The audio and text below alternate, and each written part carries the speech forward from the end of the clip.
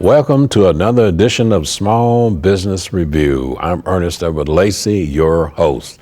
Today we have as our guest Tony Jackson, entrepreneur of Arlington Computers. Welcome to the show, Tony. Thank you. Thank you, sir. Good having you. Glad to be here. Since the last time you were here, you decided to write a book. Yes, sir. Yes, sir. It says here, pulling customers back to small business. Tony, what's happening with small business? Why would a small business person have to basically pull them back? What are some of these sins that they're committing?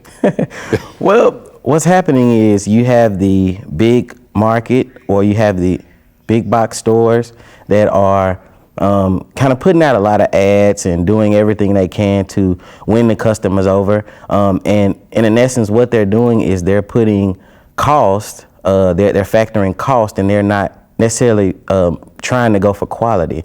And small businesses have to get very creative. So what we're doing, and in essence, we're throwing that net out. We're constantly throwing that net out and pulling customers back into small business, and so they can see the value there and the value in the relationship in every sales transaction. And the other thing I noticed, it's on the cover of the book. This book basically has to do with your experience and the business model. It says here, the business model that grew our gross sales over 1,100%. Yes, sir. And this book, I read this book. Good. It's a great book. It's really great. And the thing that's really great about it, and I've been in your shop several times, and it's the forward in the book. And it says here, every once in a while we meet people who make an overwhelming first impression, whether it is their character, intellect, personality, or conduct. Something causes us to realize we have just met a person who is extraordinary. That's you, Tony Jackson. Thank you, sir. It really is, because when a person comes into your shop, I know the first time I came in there, I don't know a lot about computers. I had problems, and I can imagine most people come in there in my situation would feel intimidated, or reluctant to ask questions because you don't know very much about computers. You don't want to embarrass yourself. But that's not the feeling that I get when I come in your shop. Yeah. Man, it's like when I come in the door, you can feel the love. And people are in the back. I know they're back there working, because every time I've came in, somebody comes from behind, almost like behind the curtains, they come forward. But as soon as that door opens, somebody comes in. And they greet you in a very, very cordial, loving manner. You don't feel intimidated. There's no arrogance on the part of the owners.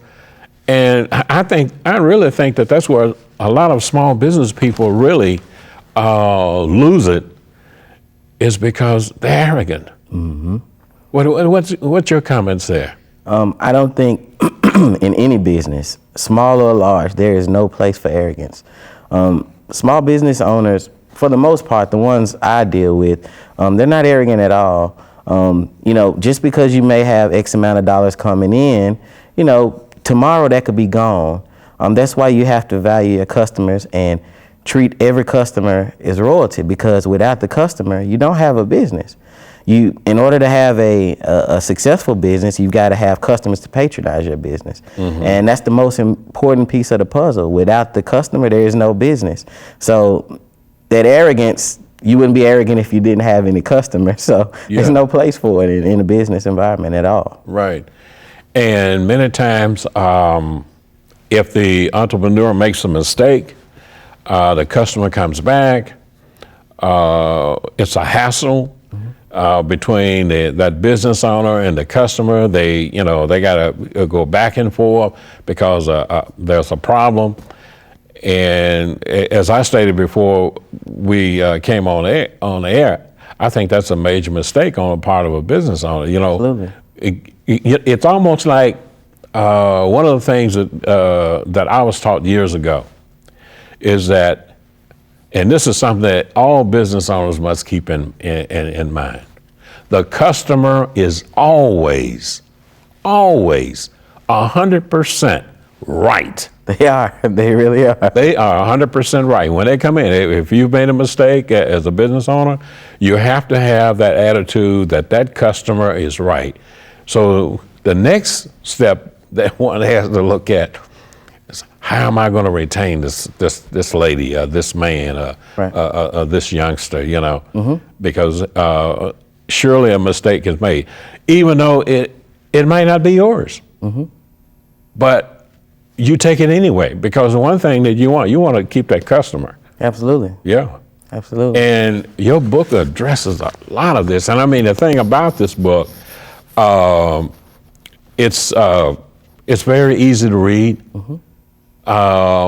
It's something that most of us should already know, and evidently, due to the fact that you're in business, you decided to sit down, which I'll get to. What basically inspired you to write this book? Well, in a nutshell, I felt that there was a need to share my thoughts and ideas beyond people that I could just touch. I talk with a lot of business owners all the time, and everyone kind of asks, hey, how do you continue to grow your customer base, and how have you grown over the years? Well, it all goes back to keeping people over profit, which is the POP method, which we'll talk about, I'm sure. And just being able to share that information with others, and so they can see how I did it and my thoughts and ideas, and implement them. That's great. Also, like I said, the one word that sticks out in the foreword is arrogance. And it also says, in fact, you have to be open, have a humble manner. You got all of that. Thank you. And basically what we're saying is, for those people who are thinking of going into business, I would really suggest that they really read this book, because many of us are technicians, but we are not meant to be business owners. But I think after you read this book, and it's not, I've forgotten how many pages, but we're not talking about reading a volume here, that's yay thick. It's just some simple information in here. Absolutely. That we all should adhere to if we really want to open a business and keep it open. I think so. Which is key. Right. It goes on in here to talk about Tony has freely shared his hopes, concerns, and questions, while I have shared an open ear in the voice of some experience. And I have shared some of my experience as a small business director and as a business owner with Tony. And the thing is, I'll say that this is Tony to his face, he has been receptive, as far as I know. Right. And that's another thing. When people are suggesting something to you, be receptive. Absolutely. And then after a while, try to digest it. And sometimes you'll say, well, that's good. Or I don't think it applies to me, or maybe some of it applies to me, but never let anybody know that you're rejecting some suggestions or things like that they're presenting to you, because you never know. They may come back and suggest something to you that could mean a world of difference in that business, but you've turned them off with your attitude initially, so they're not going to suggest anything to you further in the future. Right. Yeah. Yeah, you have to be like a sponge. You have to take all information, Soak it up, and share it, or do whatever you want to with it. But Most of the time when somebody says something to you or they think enough to give you a comment that speaks highly, that means they want you to succeed. So you should listen. Yeah, sure. Now, how did you come up with the title for the book? Well, as I said earlier, I feel that as small business people, we are throwing that net out and we're pulling customers back into small businesses and back, just getting them back on board with the idea that small business matters. And relationships in every transaction is important. We don't focus on cost, we focus on quality. Mm-hmm. And the relationship piece is very important because it's not all about coming in and I want to sell you something. It's about what is it that you need and I want to help you get what you need. Mm-hmm. So in essence, like I said, just pulling customers back in to small business. Now, the title, as a small business owner, I don't read a whole lot. I don't really have time because I'm busy taking care of, you guys. Yeah. So I had to summarize, in my opinion, what I would be looking for in a book. And if you look through the history or you go and you find any small business book, there's a common thing that everyone talks about, and it's always the customer, which is key. So you have to pull customers back into small business. And I just thought it was a easy title for a small business owner, store manager, management team, or anyone aspiring to be, in that role could take and say, hey, pulling customers back to small business, that's what it's all about. Let me get this. Mm-hmm. So that's kind of where it came from. Okay. And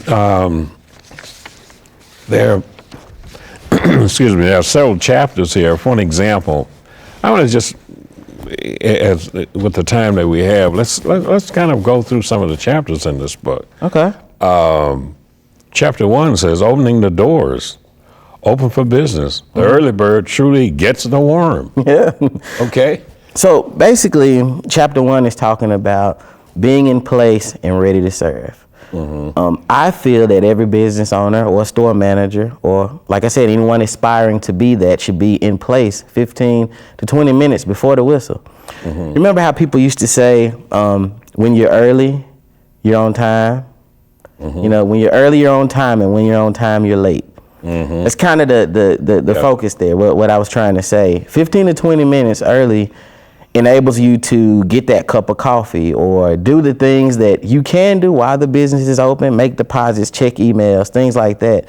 But also, if someone is there to patronize you and they're there 15 to 20 minutes before you open, my idea or my thought is you should go ahead and let that customer come in and go ahead and serve them. Sure. Because if you thinking outside of the box, you're putting that customer's needs in front of yours, and you're letting them come on into the business and you're letting them being taken care of. Sure. So you're putting that spark and you're starting that positive attitude off for the day. Mm-hmm. And they've got extra time now that they don't know what to do with. And you can best believe they're going to tell somebody about that. Sure.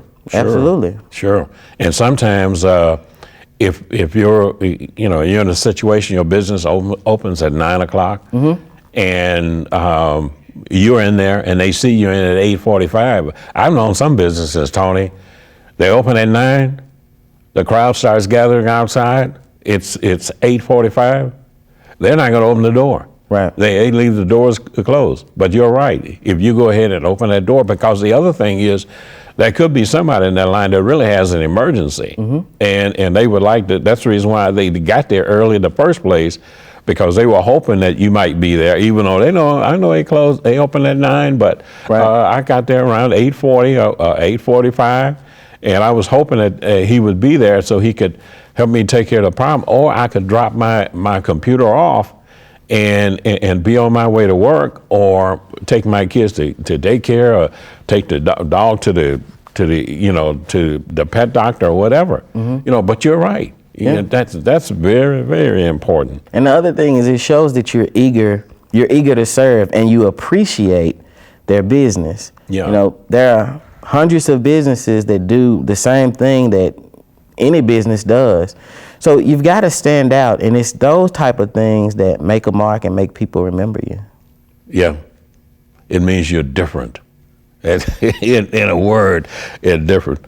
2, employee focus, creating the atmosphere, staying a part of the team. Mm-hmm. You got a team over there. I know I've met the team. Thank you. You definitely have a team. Yeah, and basically what I was talking about there was just staying a part of the team and staying focused on the employees and their needs as well. It is very, very important to make sure that your employees are happy, and you have to listen to them. My employees come to me all the time, hey Tony, I need to talk to you about this. In that very moment, I'm stopping everything that I'm doing and I'm listening, because number one, either we got a problem, or number two, you got something worrying you, or there's something you really need to tell me.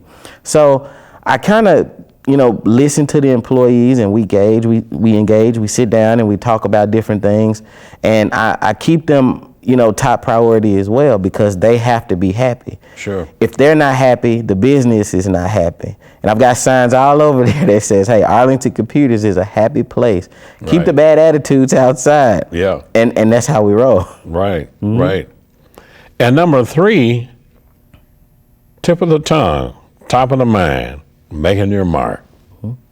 And what I'm saying there is you have to stay on the tip of your customer's tongue, on the top of their mind. They have to always be thinking of you, or if they're not thinking of you, it's your job to make sure they're thinking of you.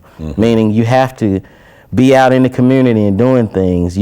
People tend to go and see who they always see. Yeah.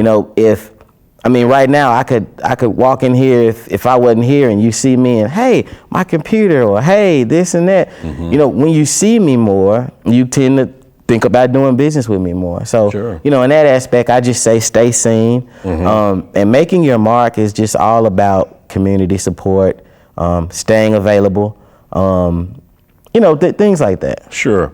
Now, number 4, chapter 4, it says the POP method, the P-O-P method.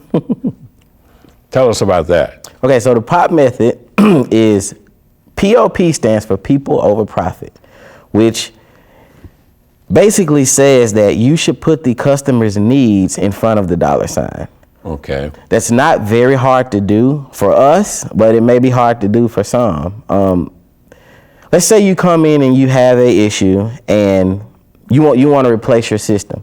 Well, my first thought is, okay, you want a new computer and you're looking at product A that may be, let's just say for the sake of conversation, $500.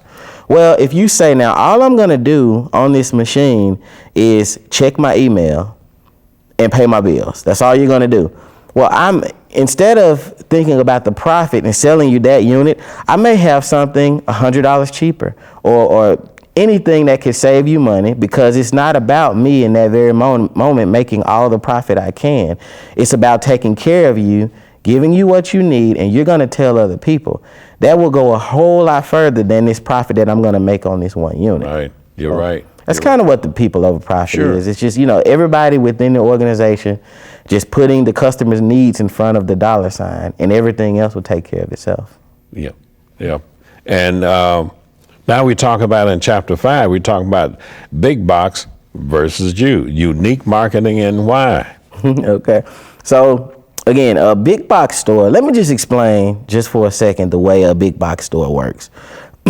They count on circular ads and a bunch of advertising to get you to come in for a certain product at a certain price. Sure. Again, putting costs in front of quality. Right. So you come in and you go there to get that item, and they only have 5 or 6 of them at that store, and so they don't have it. So now the job of that salesperson is to do the whole smoke and mirrors thing and make you buy product B that's next to it at a higher price. Small businesses don't play those kind of games.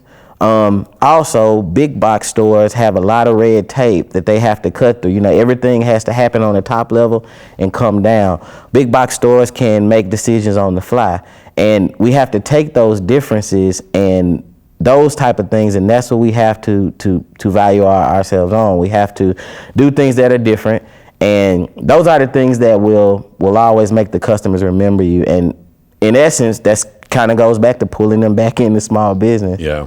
You're more customized, which means customized. You relate more to the customer than they really do. Right. You really do.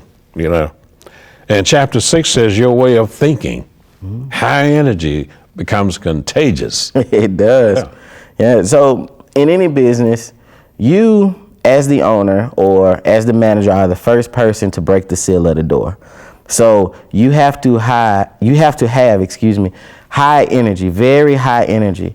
If everything you do in the day is positive, you're speaking highly, you're upbeat, then that's very contagious. You know, someone can walk in and they can feel, hey, wait a minute, I'm being poisoned to this atmosphere. You know, I'm having a bad day and I need to adjust this because, hey, this is a happy place. You know, I see the smiles and I see I just see the way that everybody in here is acting. Everybody's so happy and perky, and it's just, you know, your way of thinking is very, very, very contagious. Yeah. And you need to spread good actions the entire day. Yeah. And one of the things that I've done, Tony, that I've started to get into the habit of, you know, even when I meet strangers, you know, if I'm in their presence for any length of time, I'll ask them, are you having a great day? Mm-hmm. And many times they'll tell me, yes. And it could be that they may not be having a good day, but how many people ask them a question like that? Now, I'm not saying I'm some kind of genius or anything, but it's just something that I heard once, and I said, well, I'm going to apply it to people, even people I don't know. Are you having a great day? Great.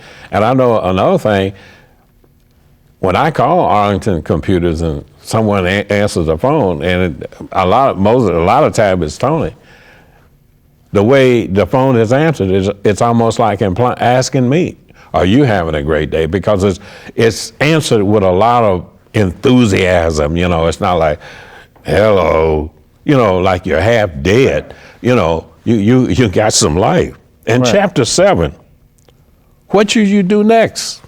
After you've done everything, those six things. Well, you know, what you should do next is just take all 7 topics and just apply them to your business and any other business that you may operate in, or you have a friend that owns, or, you know, you should just take all of those things and put them in place.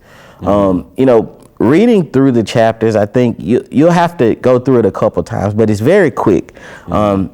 You know, it's less than 100 pages, and the reason we kept it there is because I think it should be simple and something easy to grasp, and these are just small nuggets that scratch the surface of my way of thinking, and I just, you know, share that with others. But I just feel that I think people will enjoy it, and I just think that I think that it's the next thing. I think it's time for small businesses to, you know, stand up and be accountable and do their part in pulling these customers back into small business, because we're in this game against these big box stores, and they're gaining ground every day. And pulling away.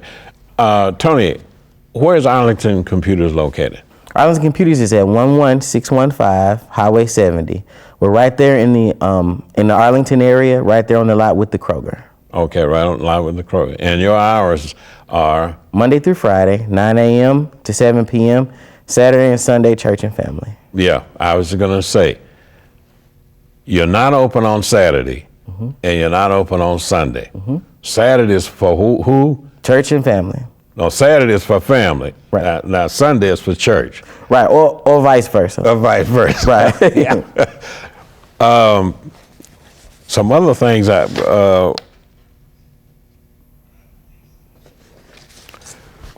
you told us about the goals of this book.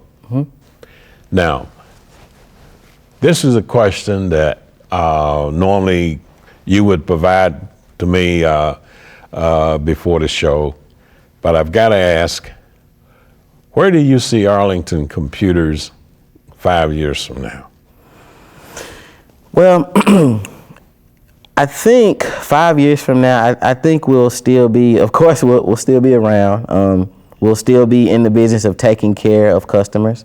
I think things may change a little bit as technology changes. You know, we have to adapt and, you know, carry different line items. But I think, you know, we'll still be successful and around and just, you know, always there for customers. Yeah.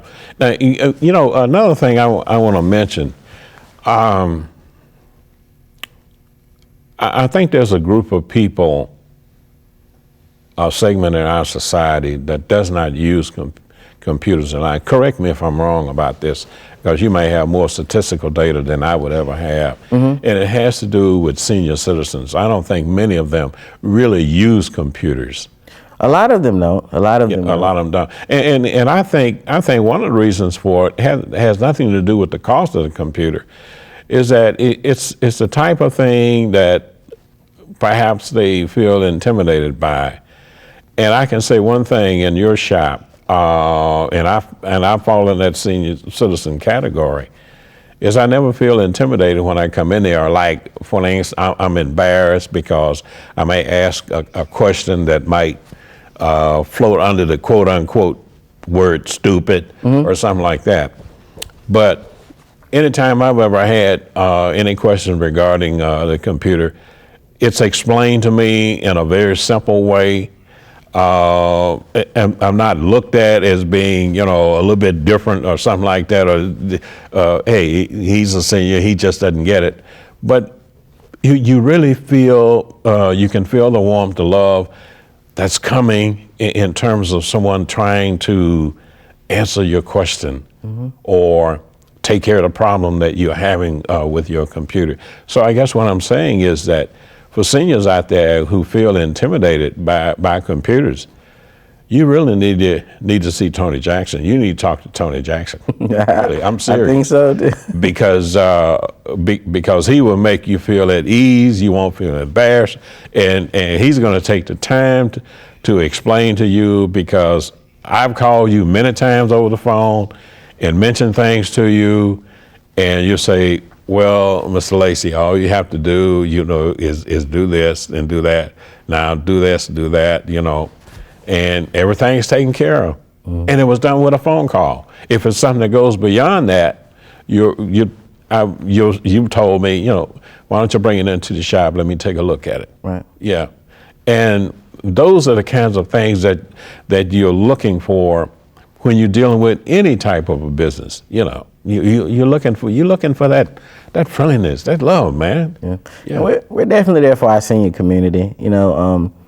Sometimes, it used to be they say, oh, you just click, click, click, click, click, and they get really frustrated. And then what happens is, eventually they'll just give up. Yeah. And I just say, giving up is not what should happen. You should just get with somebody who's got the time and cares enough to actually explain it to you and kind of walk you through it. Sure. And, I will say, now I do have some customers that we've done that with and they love it. I mean, they are so into Facebook and checking on the grandkids, and they're really active computer users. Yeah. So I just say it's all about finding us and letting us explain it to you. That's right. That's right. And on that note, we're going to have to say goodbye to Tony Jackson, the entrepreneur of Arlington Computers. So long, everybody.